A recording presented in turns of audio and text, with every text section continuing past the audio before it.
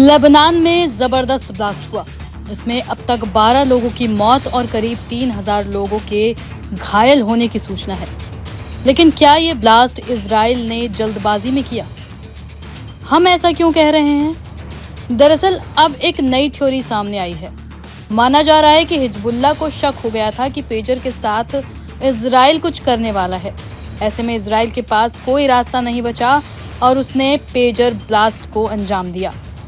Reports के मुताबिक Lebanon और सीरिया के कुछ इलाकों में मंगलवार को एक साथ कई पेजर फट गए। वैसे तो पेजर आधुनिक ज़माने में लोग इस्तेमाल नहीं करते, लेकिन इनके अच्छे नेटवर्क के कारण अब भी हिजबुल्लाह के लड़ाके इन पेजर का इस्तेमाल मैसेज भेजने के लिए करते हैं। इस ब्लास्ट में अब तक 12 लोगों के मौत होने की सूचना है, जबकि 3000 लोगों के घायल होने का दावा किया जा रहा है।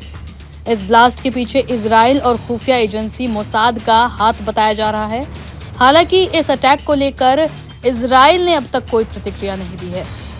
मीडिया रिपोर्ट्स की माने तो अमेरिकी अधिकारियों ने बताया कि हिजबुल्लाह के लड़ाकों को इजराइल के प्लान के बारे में पता चल गया था, इसलिए उसने जितनी जल्दी हो सका पेजर अटैक को अंजाम दे दिया। बताया जा रहा है कि इजराइल को इस बात का डर था कि कहीं हिजबुल्लाह को उन पेजर्स के बारे में पता न चल जाए जिसमें विस्फोटक लगा है। एक अमेरिका के ऑफिसर ने बताया कि इजरायली प्रधानमंत्री बेंजामिन नेतन्याहू, उनके मंत्रियों और खुफिया एजेंसियों के साथ अफसरों ने बिना रिस्क लिए पेजर अटैक करने का फैसला लिया। रिपोर्ट्स की माने तो हाल के दिनों में हिजबुल्लाह के 2 लड़ाकों ने पेजर अटैक को लेकर शक जताया था। अमेरिका को भी पेजर अटैक का नहीं था अंदाजा। रिपोर्ट के मुताबिक अमेरिकी राष्ट्रपति जो बाइडेन के सलाहकार आमोस होचस्टेन ने सोमवार को ही इजराइल का दौरा किया था। तब उन्होंने प्रधानमंत्री नेतन्याहू, रक्षा मंत्री योआव गैलेंट और दूसरे सीनियर अफसरों के साथ काफी देर तक मीटिंग की। लेकिन तब भी इजराइल ने इस बात का जरा भी संकेत नहीं दिया कि वो लेबनान में ऐसा कुछ करने की योजना बना रहा है।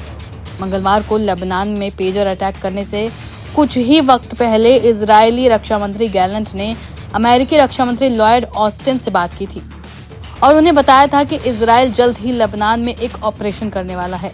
हालांकि उन्होंने इस बारे में ज्यादा कोई जानकारी नहीं दी थी।